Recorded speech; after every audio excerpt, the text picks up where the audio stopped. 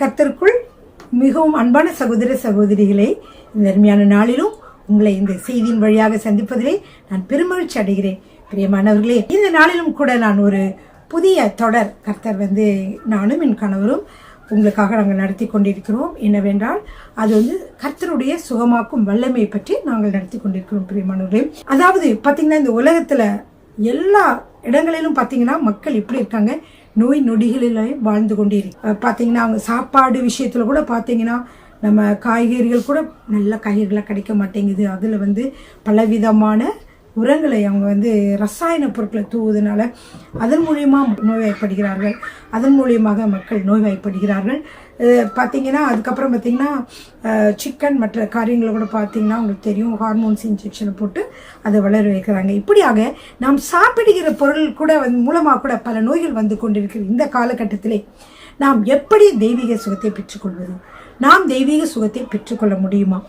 இயேசு கிறிஸ்து நம்மை சுகமாக்க விரும்புகிறாரா? அவராலே எல்லா நோய்களையும் குணமாக்க முடியுமா என்ற பல கருத்துக்களை இந்த நாளிலே நாம் பார்க்க போகிறோம். பிரியமானவர்களே, லூக்கா எழுதின சுவிசேஷம் 5வது அதிகாரம் 12வது வசனம் 12-13 நான் வாசிக்க போகிறேன். பிரியமானவர்களே, பின்பு அவர் ஒரு பட்டணத்தில் இருக்கையில் குஷ்டரோகம் நிறைந்த ஒரு மனுஷன் இயேசுவை கண்டு முகம் குப்புற விழுந்து, ஆண்டவரே, உமக்கு சித்தமானால் என்னை சுத்தமாக்க உம்மால் ஆகும் என்று அவரை வேண்டிக் கொண்டார். அவர் தமது கையை நீட்டி அவனை தொட்டு, எனக்கு சித்தம் உண்டு, சுத்தமாகு என்றார். உடனே குஷ்டரோகம் அவனை விட்டு நீங்கிற்று. பிரியமானவர்களே, நாம் நோய்களிலே வாழ்ந்து கொண்டிருக்க வேண்டும் என்பது கர்த்தருடைய சித்தமா? அல்லது நீ பாவம் செய்து விட்டாய், அதனாலே இந்த நோயிலே நீ வாழ வேண்டும் என்று கர்த்தர் விரும்புகிறாரா? அல்லது நம் நோய்களின் மூலமாக கர்த்தர் நம்மை சிட்சித்து நம்மளை ஆவிக்குரிய வாழ்க்கையில வளர செய்கிறாரா? பலர் பலவிதமான கருத்துக்களை பலவிதமான எண்ணங்களை உடையவர்களாக இருப்போம். கர்த்தர் இந்த நோயின் வழியாக என்னை பரிசுத்தப்படுத்தி என்னை என்ன செய்ய போகிறார், ஆவிக்குரிய ரீதியில் நடத்த போகிறார். இப்படியாக பலர் அந்த காலத்துல எனக்கு தெரியும் நிறைய நோய்கள் கர்த்தர் இதனால நோய்களை கொடுத்து தண்டிக்கிறார், இந்த நோய்கள் மூலமா கர்த்தர் பரிசுத்தப்படுத்த விரும்புகிறார், அப்படி இப்படின்னு சொல்லுவாங்க. ஆனா உண்மையிலே வேதம் என்ன சொல்லுகிறது அதுதான் இப்ப நம்ம பார்த்தோம். ஒரு குஷ்டரோகிக்கு பார்த்தீங்கன்னா பிரியமானவர்களே, அநேக குஷ்டரோகிக்கு நிறைய இடங்களிலே எப்படி இருந்ததா, குஷ்டரோகம் நிறைந்த ஒரு மனிதன் இயேசுவை கண்டு. அப்ப குஷ்டரோகி அந்த காலத்துல பாத்தீங்கன்னா கிட்டக்க வரமாட்டாங்க. ஏன்னா அது தொற்றக்கூடிய வியாதி. அந்த கிருமிகள் நம்மை தொட்டு விட்டால் நம்முடைய ஸ்கின்னை தொற்றுச்சுன்னா வியாதிகள் வரும் என்று சொல்லி எல்லாரும் அவனை புறம்பே தள்ளி ஓரமாக வைத்திருந்த காலத்திலேயே என்ன நடக்கிறது என்றால், ஒரு குஷ்டரோகி அவன் இயேசுவை கண்டு முகம் குப்புற விழுந்து, ஆண்டவரே, உமக்கு சித்தமானால் என்னை சுத்தமாக்க முடியும் என்று சொன்னான். பிரியமானவர்களே, எனக்கு ஆண்டவர் என்ன பதில் சொன்னார்? எனக்கு சித்தம் உண்டு, சுத்தமாகு என்று சொன்னார். பிரியமானவர்களே, நாம் சுகமாக இருக்க வேண்டும் என்பதே கர்த்தருடைய சித்தமாக இருக்கிறது. நாம் நோய் நொடியிலே வாழ்ந்து கொண்டு இருப்பது கர்த்தருடைய சித்தம் அல்ல. அவர் அதன் மூலமாக எந்த பாடத்தையும் நமக்கு அவர் கற்றுக் கொடுக்க போவதில்லை.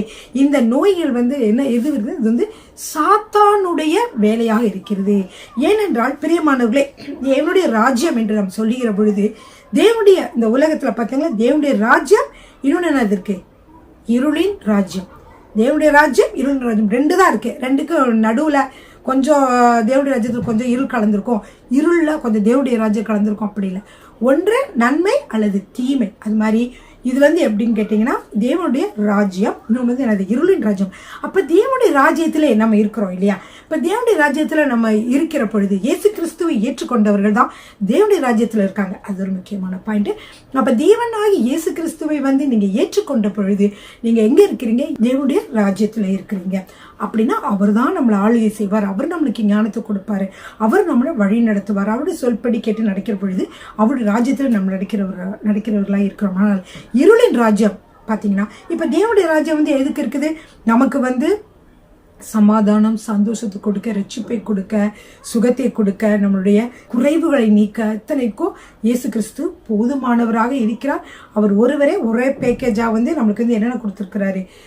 பிரியமானவர்களே, நமக்கு ரட்சிப்பை கொடுத்தார். சிலுவையின் மூலமாக ரத்தத்தை சிந்தி அதன் மூலமாக பாவ மன்னிப்பை கொடுத்தார், ரட்சிப்பை கொடுத்தார். அப்புறம் என்ன செய்திருக்கிறார் என்றால் புதிய மனிதர்களாக நம்ம மாற்றி இருக்கிறார். அடுத்ததாக பார்த்தீங்கன்னா சிலுவையிலே அவர் நிறைய அடிகள் 39 அடிகள் அடிக்கப்பட்டார். அவ்வளவு அடிகளும் நம்முடைய நோய்களை தீர்க்கக்கூடிய மருந்து. ஏனென்றால் வேத வசனம் சொல்லுகிறது, என்ன சொல்லுகிறது, அவருடைய தழும்புகளாலே, பேதுரு எடுத்து வாசிக்கிற பொழுது அவருடைய தழும்புகளாலே நாம் சுகமாகிறோம். அப்ப என்ன அர்த்தம்? இந்த தழும்புகள் எல்லாமே நம்ம வேதனைப்படக்கூடாது என்பதற்காக, நாம் நோய் நொடியிலே வேதனையை அனுபவிக்க கூடாது என்பதற்காகவே எனப்பட்டது. அவருக்கு அடி வாங்கினார். 39 அடிகள் முதுகிலே வாங்கி வாரினார், பிக்கப்பட்டது. அப்பொழுது எவ்வளவு வேதனை சகித்திருப்பார்.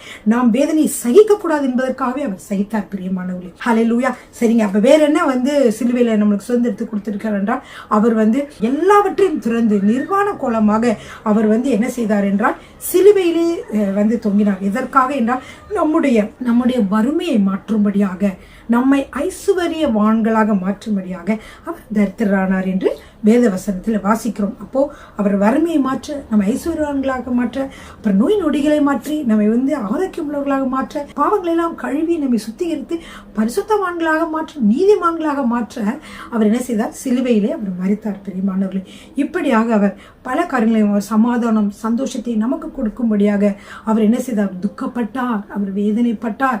அவர் என்ன செய்தார்? தேவனே, என் தேவனே, ஏன் என்னை கைவிட்டீர் என்று ஒரு பெரிய டிப்ரெஷனுக்குள்ளாக போனார்.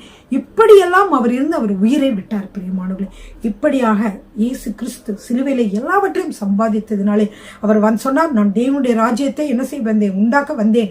நானே தேவனுடைய ராஜ்யத்தை உண்டாக்க வந்தேன் என்று சொன்னார் இல்லையா? அப்ப தேவனுடைய ராஜ்யத்திலே இவ்வளவு காரியங்களும் அவர் செய்து முடித்து சென்று விட்டார். அவரை ஏற்றுக்கொண்ட ஒவ்வொருவருக்கும் நாம் விசுவாசத்தோடு கூட இதையெல்லாம் நாம் பெற்றுக்கொள்கிறோம் அல்லவா? அப்ப இருளின் ராஜ்யத்துல என்ன இருக்கிறது? பிசாசானவன் இருக்கிறான். அவன் தான் பிரியமானவர்களே நம்மை வியாதிகளை, கர்த்தர் இயேசு கிறிஸ்து எதுக்கு வந்தார்? அவன் ஜீவன் உண்டாகவும் இந்த ஜீவன் பரிபூர்ணப்படவும் வந்தேன் என்று சொல்லி இருக்கிறார் இல்லையா?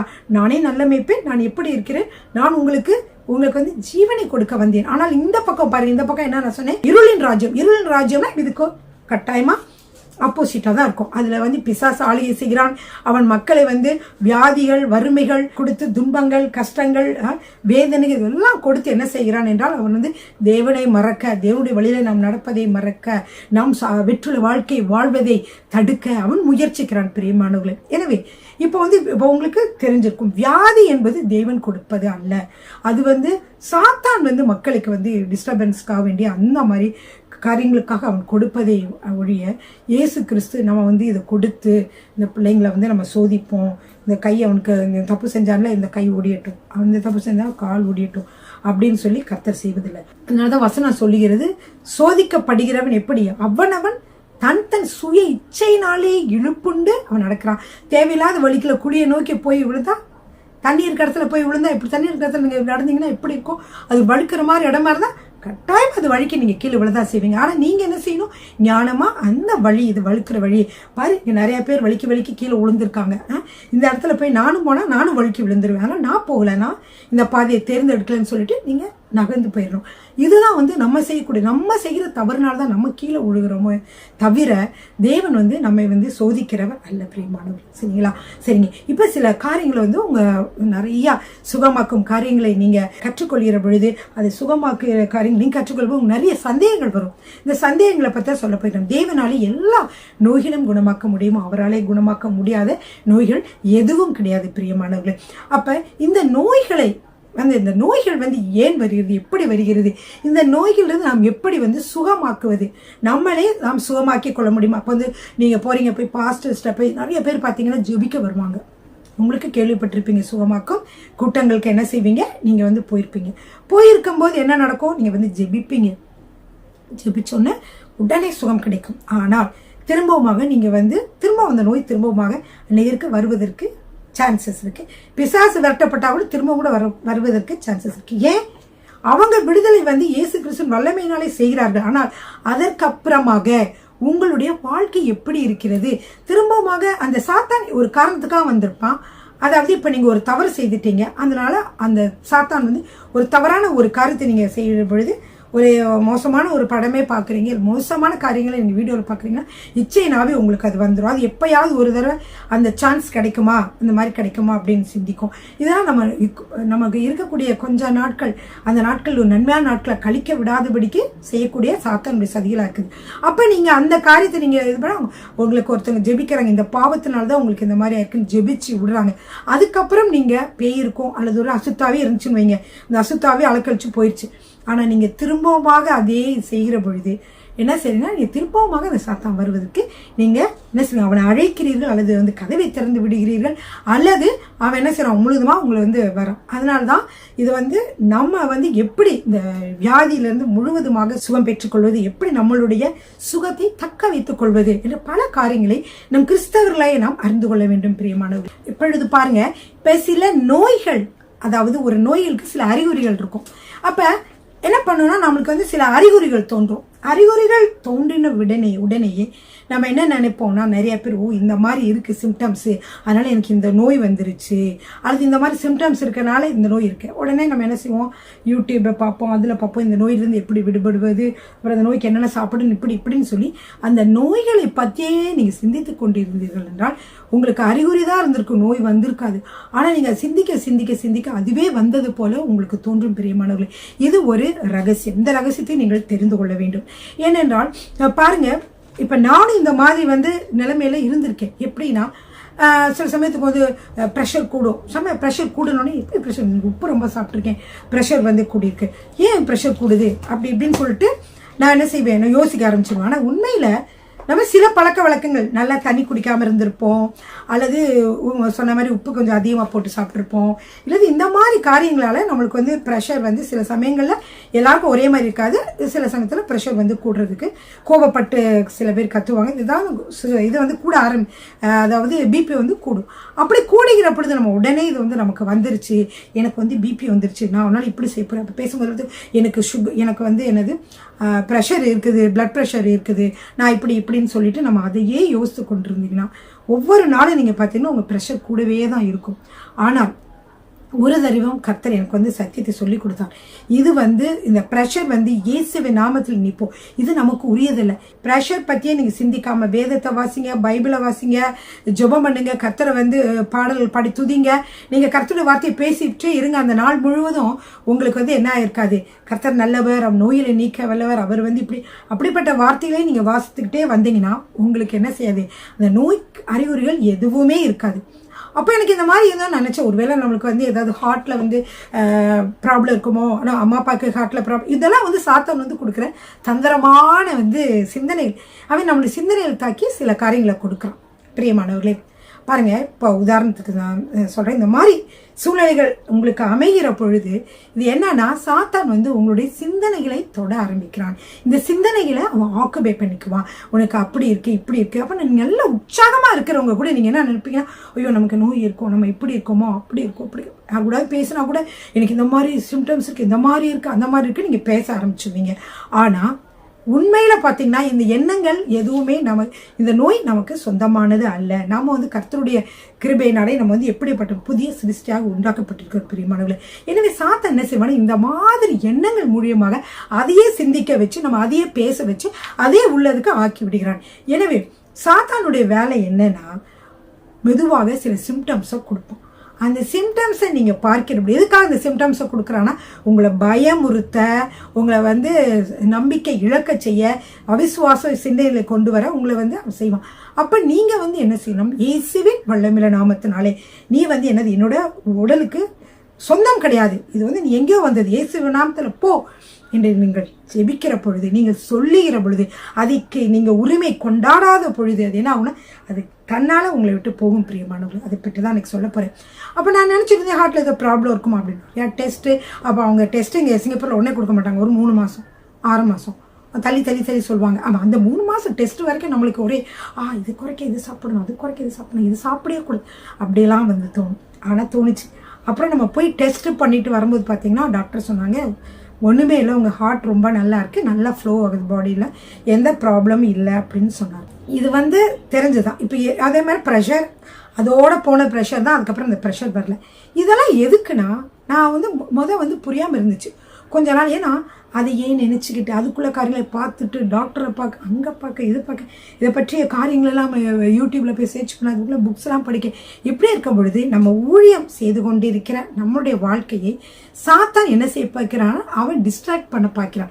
அந்த குறிப்பிட்ட நேரங்களை வந்து நம்ம கர்த்தருக்கென்று செலுத்தக்கூடிய நேரங்களை, குடும்பத்திலே சந்தோஷமாக நம்ம நேரங்களை கழிக்க வேண்டிய நேரங்களை அவன் என்ன செஞ்சுக்கிறான், அவன் கொள்ளையடிச்சிடான். அப்போ நீங்கள் அதை பற்றியே நினச்சிட்டு ஒரு ஒரு ஒரு வாரத்துக்கு கூட நீங்கள் வந்து அந்த சோகத்திலே தான் இருப்பீங்களே தவிர நீங்கள் என்ன செய்ய மாட்டீங்க, ஆவிக்குரிய வாழ்க்கையில் இன்னும் முன்னேற வேண்டும் என்று நம்ம யோசிக்க மாட்டோம். அதுக்கு தான் நம்ம எல்லாரும் சொல்கிறாங்க, தினம்தோறும் வேதம் வாசித்து நீங்கள் என்ன செய்யணும், ஜெபிக்க வேண்டும், என்ன செய்யணும், பாடலை பாட வேண்டும். அப்படி பாடலை பாடி வேதத்தை தியானிக்கிற பொழுதுதான் கர்த்தர் எனக்கு இந்த கருத்துக்களை, இந்த எண்ணங்களை, இந்த வேதத்தினுடைய வெளிச்சங்களை கர்த்தர் கொடுத்தார். இப்போ அதுலேருந்து நான் ரொம்ப ஸ்ட்ராங் ஆகிட்டேன். எந்த விதமான சிம்டம்ஸ் வந்தாலும் அது வந்து எனக்குரியது கிடையாது. இயேசு நாமத்தில் get out in the name of Jesus அப்படின்னு சொன்னதுக்கு அப்புறம் பார்த்தீங்கன்னா அந்த அறிகுறி எதுவுமே இருக்காது.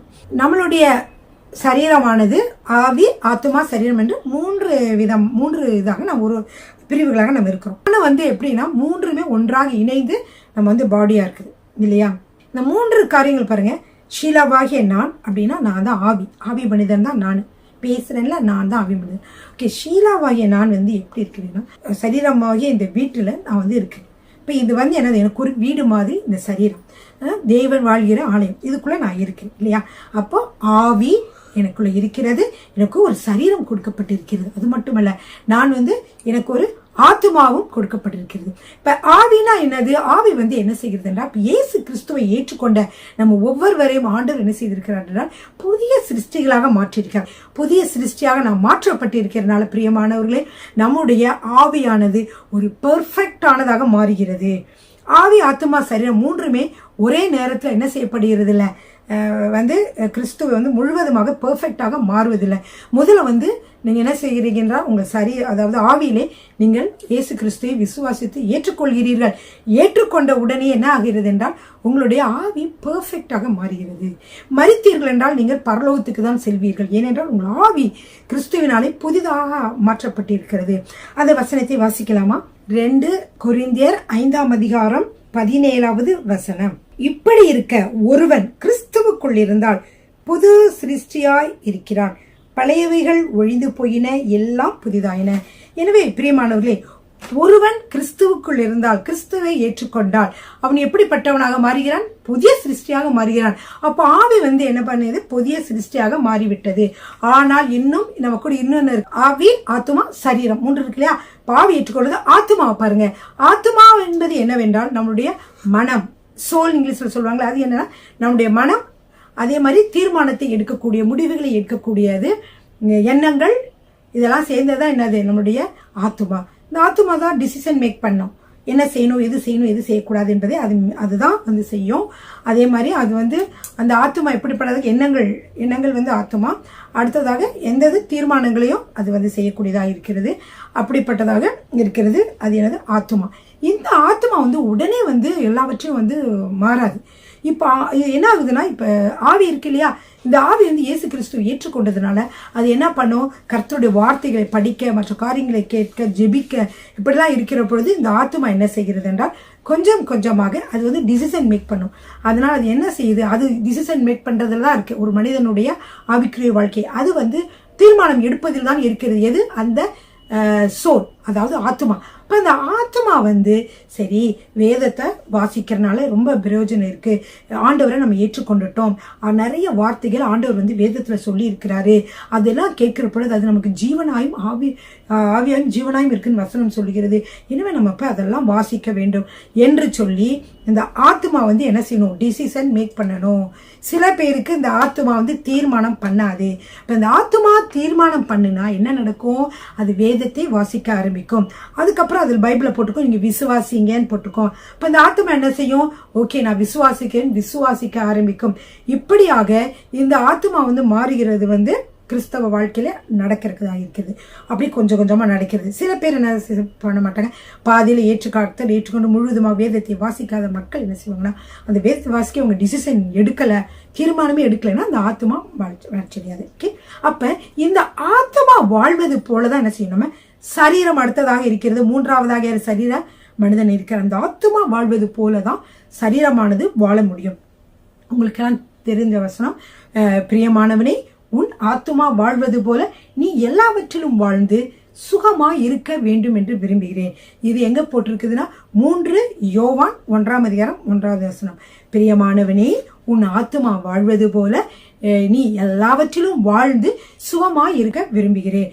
அப்ப இந்த ஆத்துமா சரியானபடி இருந்துச்சுன்னா சரீரமானது செழிப்புள்ளதாக இருக்கும். இப்ப ஆத்துமா டிசிஷன் மேக் பண்ணுது, அதாவது தீர்மானத்தை எடுக்குது. அதனால என்ன சொல்லும், ஓகே நீ நல்ல ஸ்டாஃப் நல்ல இதானே சாப்பிடு, நல்ல காரியங்களை நீ சிந்தி, நல்லதா தேவனோட நேரத்தை செலவழி, பரிசுத்தமான வாழ்க்கை வாழு, உன் கண்களை பரிசுத்தமானதை பார்க்கறதுக்கு அனுமதி, காதுகளில் கண்டதெல்லாம் நீ கேட்காத அப்படின்னு சொல்லி தீமையான காரியங்களை செய்யாத, தீய காரியங்களை செய்வதற்காக ஓடாத என்று சொல்லி இந்த ஆத்மாவானது என்ன செய்யுது, சரீரத்துக்கு சொல்லி கொடுக்குது. அப்ப அதை கேட்டு அந்த டிசிஷனை கேட்டு இது நடந்ததுன்னா எப்படி நடக்கும், ஆத்மா சொன்னா அதுவா டிசிஷன் மேக் பண்ணுது.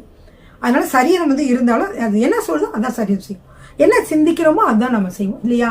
வேற ஒரு ஆள் சிந்திக்கிறத நம்ம செய்வோமா? செய்ய மாட்டோம். நம்ம என்ன சிந்திக்கிறோமோ அதுதான் செய்வோம். வேற ஆள் எத்தனை வாட்டி சொன்னாலும் நம்ம என்ன சிந்திச்சுட்டு இருக்கோம் அதைத்தான் நம்ம செஞ்சுட்டு இருப்போம். அதே மாதிரிதான் சிந்தனை இதோட ஜாயின் பண்ணி இருக்கிறதுனா இந்த ஆத்மாவோட இருக்கு. சிந்தனை என்பது ஆத்மாவை சார்ந்தது இருக்குது. சரீரம் என்பது நம்ம என்ன செய்கிறோம், பல காரியங்களை நம்ம செய்கிறோம். நம்ம மற்றவர்களோட பேசுகிறோம், பல காரியங்களை பார்க்கிறோம், பல கருத்துக்களை நம்ம எழுதுகிறோம். இப்படிப்பட்ட எல்லா காரியங்களும் நம்ம செய்கிறவங்களா இருக்கோம். இதுக்கு எல்லாத்துக்குமே இடையில எது இருக்குது, இந்த ஆத்மா இருக்கிறது. அது ஆவியிலிருந்து சில காரியங்களை இந்த ஆத்மா பெற்றுக்கொண்டு கொஞ்சம் கொஞ்சமாக அது பரிபூர்ணமாக வளர்ச்சி அடைஞ்சு என்ன செய்கிறது, சரீரத்துக்கும் குடிக்கிறது, சரீரமும் இந்த மாற்றங்களை அடைகிறதா இருக்கிறது. பிரியமானவர்களே, சரிங்க. இப்ப இந்த உங்களுக்கு சொன்னேன், ஆவி ஆத்மா சரீரம் என்று 3 சொன்னேன். முதல்ல என்ன தெரியுது, ஆவி நல்லா கருத்துக்குள்ள வருகிறதா, அப்ப என்ன செய்யுது, ஆத்மா டிசிஷன் எடுக்கணும்னு சொன்னேன். கடைசியில சரீரத்துக்கு அதனுடைய பலன்கள் சரீரத்திற்கு கிடைக்கிறது. சரிங்களா? நீங்கள் ஆவி ஆத்மா சரீரம் என்று சொன்னேன். இந்த ஆவி மனிதன் என்ன செய்யலாம், கர்த்தருடைய ஜீவனை பெற்றதுனால அவன் ரொம்ப வெளிச்சமா இருப்பான், ரொம்ப சுறுசுறுப்பா இருப்பான், ரொம்ப கர்த்தருடைய காரியத்துல ரொம்ப ஆர்வமா இருப்பான். இப்போ பாத்தீங்கன்னா இந்த டிசிஷன் மேக்கிங் என்ன சொன்னேன் நான், சோல். இப்ப இந்த சோலானது நமக்கு ஒரு நோயின் அறிகுறிகள்லாம் நமக்கு தெரிகிற பொழுது இந்த சோல் என்ன பண்ணும் அப்படின்னா, இந்த சோல் எப்படி இருக்குதுன்றத பொறுத்து இருக்கு. இந்த சோல் தானே எல்லாத்தையும் டிசிஷன் மேக் பண்ணுது. அது வேதத்தை வாசிக்க, அந்த வேதத்துல இருக்க சில கருத்துக்கள் அவங்களுக்கு தெரிஞ்சிருச்சுன்னா, எப்படி சொல்லலாம், உதாரணத்துக்கு இயேசுவின் தழும்புகளாலே சுகமானீர்கள் ஒரு வசனம் இருக்கு, அது வேதத்துல இருக்கு. அப்போ வேதம் உங்களை பற்றி என்ன சொல்லுகிறது, 2000 வருடத்திற்கு முன்பாக இயேசு கிறிஸ்து அடிக்கப்பட்டு விட்டால் அவருடைய தழும்புகளாலே நீங்கள் சுகமானீர்கள் என்று போட்டிருக்கோம். நீங்க படிச்சீங்கன்னா இயேசுவின் தழும்புகளாலே நீங்கள் சுகமானீர்கள். அப்போ இயேசுவின் தழும்புகளாலே சுகமானீர்கள் என்று வேத வசனம் சொல்ல, உங்களுடைய பாடி என்ன சொல்லுது, உங்க உடம்பு என்ன சொல்லுது, இல்ல எனக்கு இங்க பெயின் இருக்கு, இங்க பெயின் இருக்கு, எனக்கு இங்க தலைவலிக்குது, எனக்கு இது செய்யுது, எனக்கு அப்படி பண்ணுது, அதனால எனக்கு இந்த நோயா இருக்கலாமான்னு நினைக்கிறேன், அந்த நோயா இருக்கலாமா நினைக்கிறேன், வலிக்குது வலிக்குது வலிக்குதுன்னு உங்க பாடி சொல்லுது. அப்போ உங்களுடைய அந்த ஆத்மாவானது எதுக்கு அது செவிசாய்க்குதோ, எதை செய்யணும்னு முடிவு பண்ணுதோ அதுதான் உங்க வாழ்க்கையில் நடக்கும். அப்ப அது என்ன பண்ணுது, உங்க ஆத்மா ஏற்கனவே பைபிளை படிக்காதவங்க படிப்பாங்க, படிச்சவங்க என்ன செய்வாங்க, இந்த வார்த்தைகளை விசுவாசிப்பீங்க, அந்த வார்த்தைகளை தான் நீங்க நம்புவீங்க. இப்ப உங்களுக்கு நோய் இருக்கா இல்லையா, பாடி வலிக்குதா வலிக்கலையா, இந்த நோய் உங்க உடம்புல வருமா வராதா, இதெல்லாம் எது முடிவு பண்ணணும், உங்களுடைய ஆத்மா தான். நீங்க தான் முடிவு பண்ணணும். நீங்க தான் எப்படி முடிவு பண்ணணும், இல்ல வேதம் சொல்றதா உண்மை, நான் இயேசுவின் தழும்புகளாலே சுகமாகி விட்டேன், நான் இயேசுவின் தழும்புகளாலே சுகமாகி விட்டேன், இந்த நோய் என்கிட்ட சரீரத்துல வருவதற்கு அதிகாரமே கிடையாது, இதுக்கும் எனக்கும் சம்பந்தம் இல்லை, நான் இயேசு கிறிஸ்துவினாலே, கிறிஸ்துவோடைய சரீரம் எப்படி இருக்குது அப்படியே நானும் இருக்கிறேன், அவர் எப்படி இருக்கார், நல்ல ஆரோக்கியம் உள்ளவராக இருக்கிறார், அவர் உடம்புல நோய் நொடிகள் இல்லை, அவர் உடம்புல ப்ரெஷர் இல்லை, அவர் உடம்புல சுகர் இல்லை, அவர் உடம்புல கேன்சர் இல்லை, எதுவுமே இல்லை, கிட்னி எதுவுமே இல்லை. அப்போ அவரை போலதான் நானும் இருக்கேன் என்ற சத்தியத்தை நம்ம என்ன செய்ய வேண்டும், நம்ம மைண்ட்ல கொண்டுட்டு வரணும். அப்படி கொண்டு வருகிற பொழுது இந்த பெயின் நம்ம என்ன நினைப்போம், இது போலியாக வருகிறது, இதுக்கு நமக்கு இடமே இல்லை, இயேசுவின் நாமத்துல get out in the name of Jesus, இயேசுவின் நாமத்துல வெளியேறு, இந்த அறிகுறியை நான் ஏற்றுக்கொள்ள மாட்டேன், இயேசுவின் நாமத்துல வெளியேறு என்று சொல்லி நீங்கள் வாயில கூட அடிக்கடி சொல்லணும். இப்போ உங்களுக்கு தலைவலிக்குதா, இயேசுவின் நாமத்தில் தலைவலி நிற்போம், இயேசுவின் நாமத்தில் அப்படி நீங்க சொல்லுங்க, வாயில சொல்லுவீங்க. செகண்ட், உங்க மைண்ட்லயே நீங்க நினைக்கிற பொழுது உங்க மைண்ட்ல மைண்ட் அளவில் நீங்க என்ன செய்யல, டிசிஷன் அதாவது தீர்மானம் எடுக்கவில்லை, இந்த நோய் இதுக்குள்ள நோய், எனக்குள்ள இந்த நோய் என்று சொல்லி நீங்கள் தீர்மானம் எடுக்கவில்லை. அப்படி நீங்கள் தீர்மானம் எடுக்கவில்லை என்றால் நீங்கள் பரிபூர்ணமாக நீங்கள் சுகத்தை பெற முடியும். பிசாசினுடைய எல்லா அந்தகார சக்தியின் வல்லமைகளிலிருந்தும் நீங்கள் விடுபட முடியும். ஆனால் அதற்கு பதிலாக இல்லை, இது ஒருவேளை ஆண்டு சொன்னது பொய்யா இருக்குமோ, இது எல்லாத்துக்கும் இந்த இது செயல்படுமா, அல்லது இந்த இயேசு தலைமையில் சுகமடைன்னு சொன்னது எனக்கும் நடக்குமா அப்படின்னு சில பேர் சந்திப்பாங்க. இது உண்மையா இருக்குமா, இது பொய்யா இருக்குமா, இது பாதி உண்மை பாதி பொய்யா இருக்குமா என்று சொல்லி நீங்கள் தேவனுடைய வசனங்கள், அது நிறைய வசனங்கள் இருக்கு, நான் வருகிற காலங்களில் உங்களுக்கு கொடுக்குறேன். அப்போ அந்த வசனங்கள் எல்லாமே நீங்க பார்க்கிற பொழுது இந்த வசனங்கள் எப்படி இருக்கு, ஆவியாயும் உண்மையுமா இருக்கிறது. அது ஒரு மனிதன் மாதிரி அது இருக்குது, அந்த ஆவியோட உள்ளதா இருக்குது. வயது வசனங்கள்லாம் ஜீவனா இருக்குது. அப்படிப்பட்ட அந்த வேத வசனங்களை நீங்க என்ன செய்ய போறீங்கன்னா, பிலீவ் பண்ணும்போது அதையே உண்மை நீங்க நினைக்கும் போது, இதுக்கு நீங்க உண்மை நீங்க நினைக்க மாட்டீங்க. இல்ல, இந்த வழியெல்லாம் போலியானது, என்னை இயேசு கிறிஸ்து என்ன செய்திருக்கார், அவருடைய தலைமையில் நான் சுகமாகி விட்டேன் என்று சொல்லி நீங்கள் நினைக்கிற பொழுது கட்டாயமாக பிரியமானவர்கள் உங்களுக்கு வியாதியில் இருந்து உங்களுக்கு விடுதலை கிடைக்கும். நிறைய பார்த்தீங்களா, டிப்ரெஷன், பல நோய்கள் பார்த்துருக்கீங்களா, எல்லாமே என்னன்னா இந்த நோய்களை பற்றியே சிந்தித்துட்டு இருக்கிறது, இந்த பிரச்சனைகளை பற்றியே சிந்தித்துட்டு இருக்குது, இந்த கவலையை பற்றியே சிந்தித்துட்டு இருக்குது. இதையெல்லாம் உங்கள் மைண்ட்லேருந்து கொஞ்சம் நேரம் எல்லாவற்றையும் விலக்கி விட்டு நீங்கள் உங்கள் மைண்டை என்ன பண்ணணும், பைபிள் வாசிக்க, பாடல்களை பாடி துதிக்க.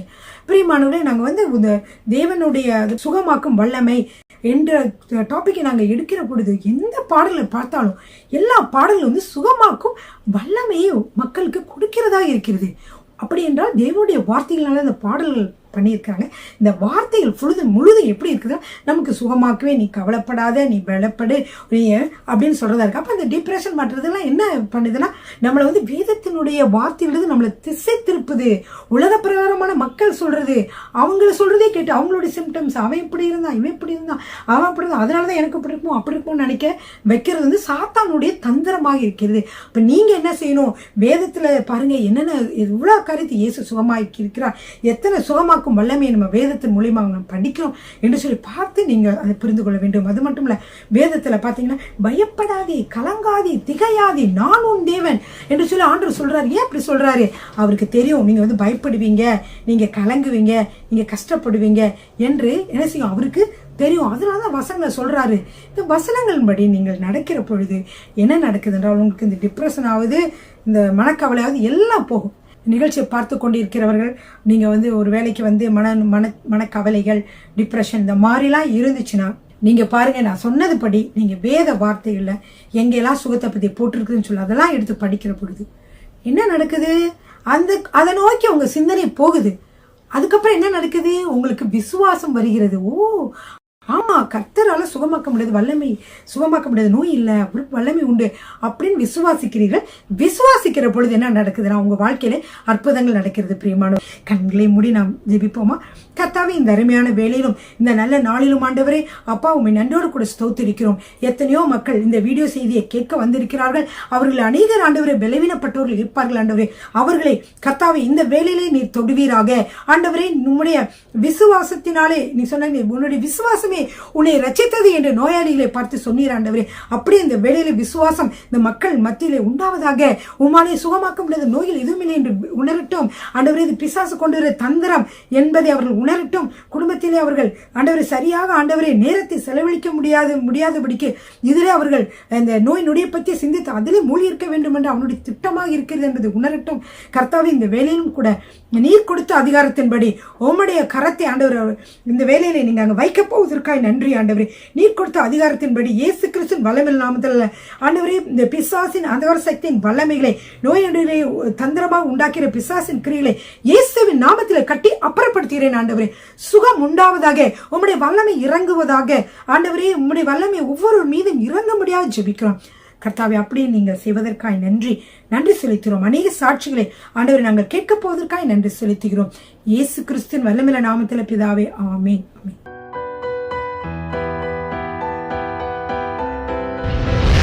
கர்த்தர் உங்களை ஆசீர்வதிப்பாராக.